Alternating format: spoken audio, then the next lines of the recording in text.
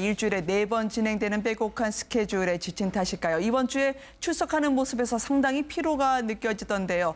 특히 어제 오늘 출석 장면을 보면서요. 많은 분들이 착잡함을 가눌 길이 없었다고 하더라고요. 사실 머리까지 흐트러진 모습은 처음 봤죠. 뭐 올림머리까지는 아니더라도 어느 정도 정돈된 모습을 보였었고 한때 이제 발톱 이상 때문에 병원도 다녀오기도 했었지만은 그래도 그러니까 몸매무새 자체가 흐트러지진 않았는데 최근에 이제 옷도 바꾸고 그렇지만은 지금 화면에서 보시다시피 굉장히 초췌한 모습으로 공판장에 나타났는데요.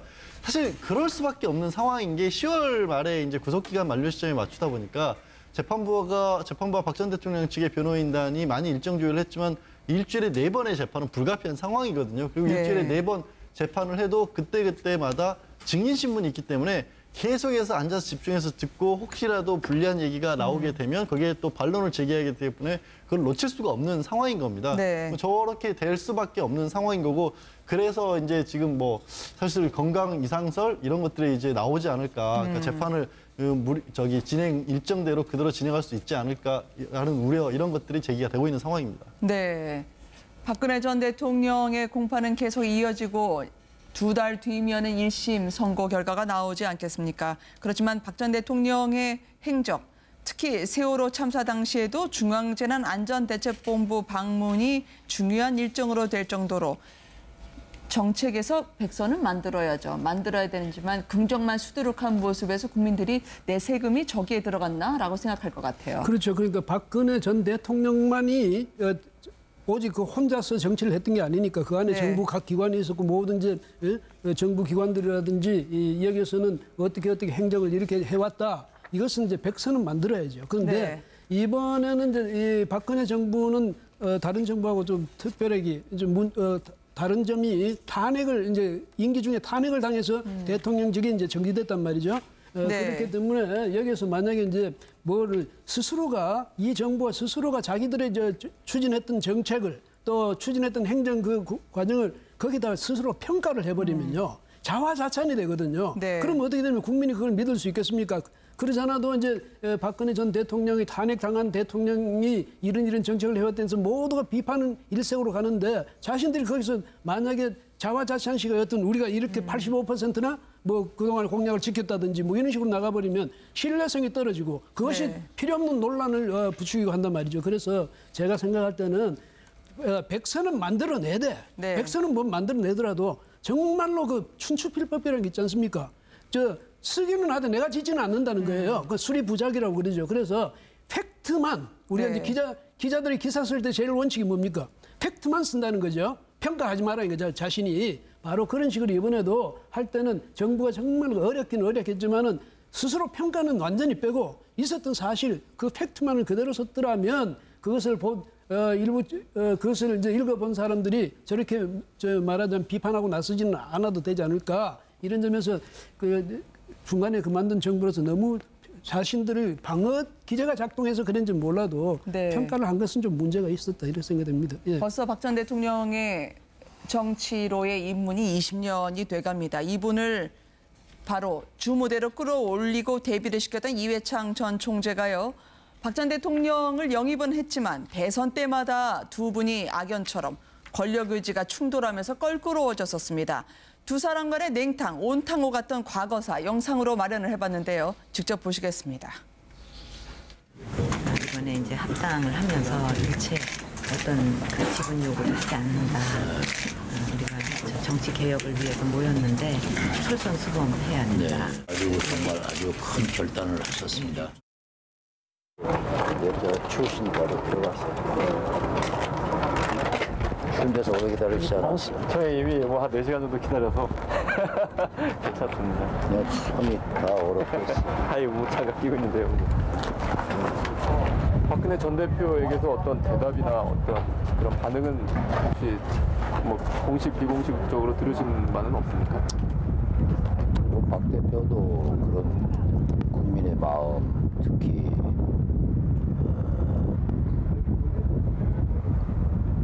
이제 박 대표를 지지하는 그런 많은 국민들의 마음을 알고 있을 거예요.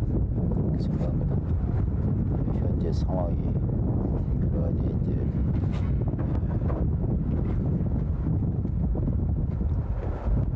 점이 있겠지만은 그러나 제가 바라기는 이제 국민의 마음을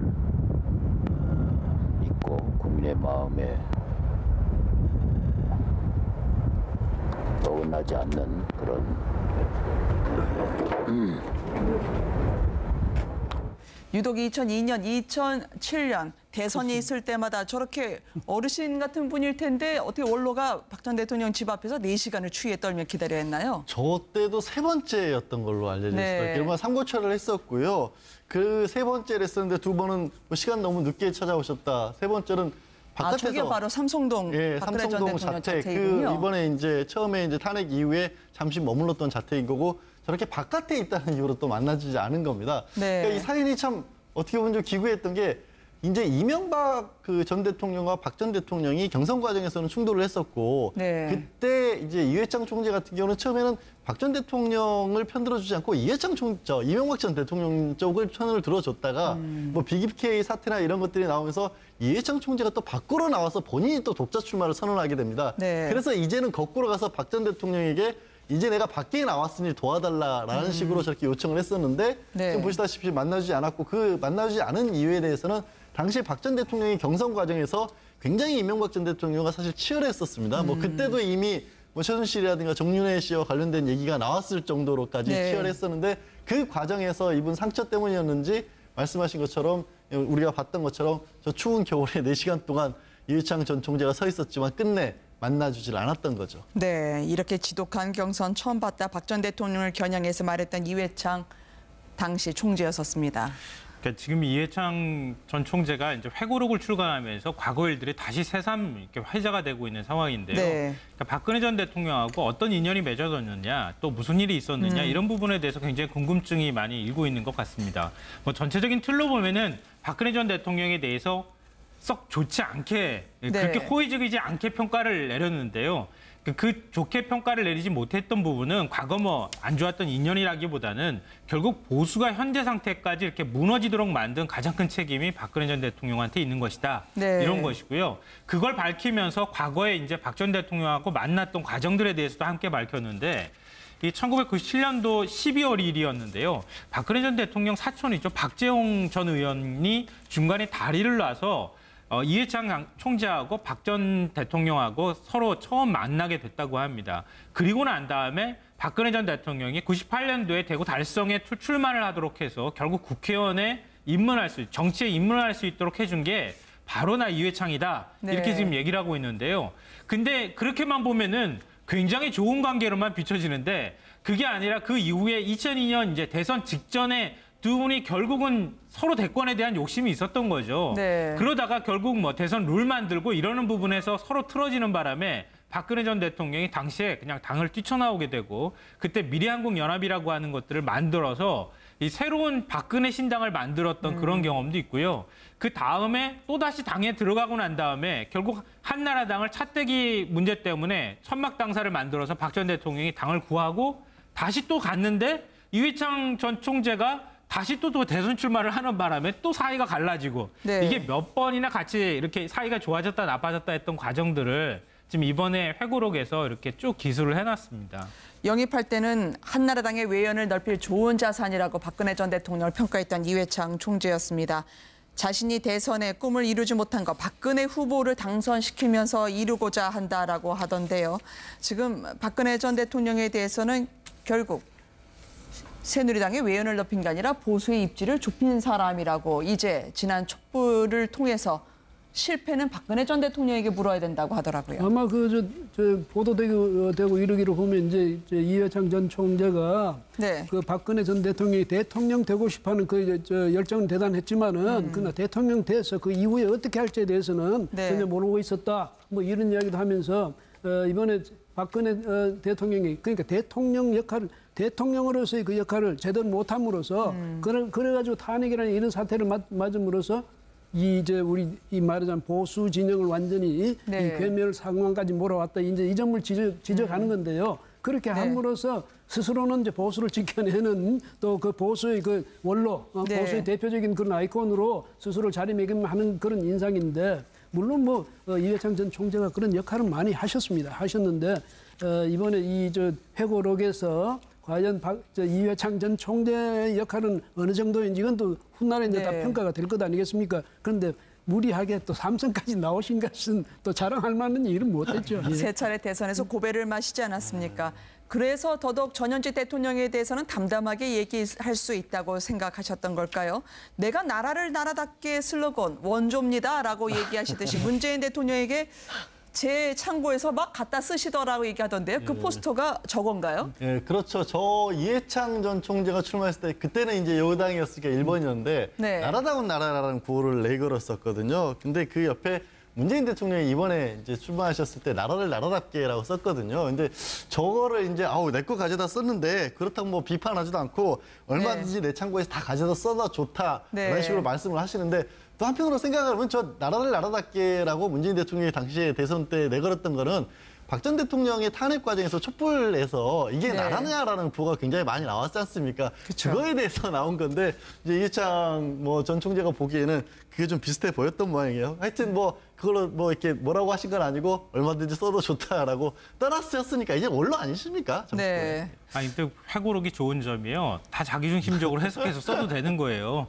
전두환 전 대통령 같은 경우도 회고록 그렇게 썼잖아요. 자기식 생각대로 쓰는 건데 뭐 이해창 전 총재 같은 경우에도 본인이 경험한 얘기들을 본인의 시각을 중심으로 해서 쓰는 거니까 본인의 생각으로 볼 때는 내가 나라다운 나라라고 예전에 슬로건 썼는데 나라를 나라답게라고 하니까 본인 거를 또 따라서 쓴 거 아니냐 이렇게 뭐 생각을 하실 수 있다고 생각됩니다. 네.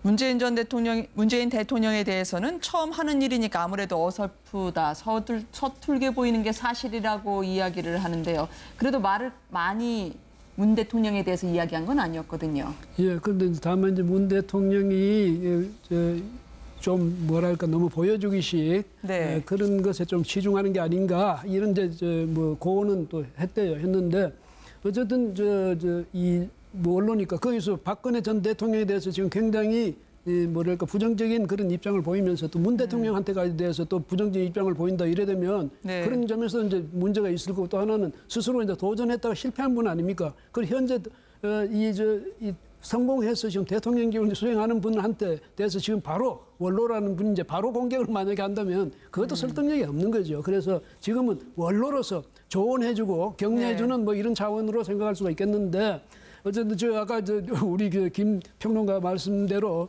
회고록이란 건 너무 자기 주관적으로 쓰면요. 나중에 전체가 불신받는 그런 상황도 있을 수 있으니까 참 회고록 쓰는 거는 조심하고 또 조심해야 되는 겁니다. 네.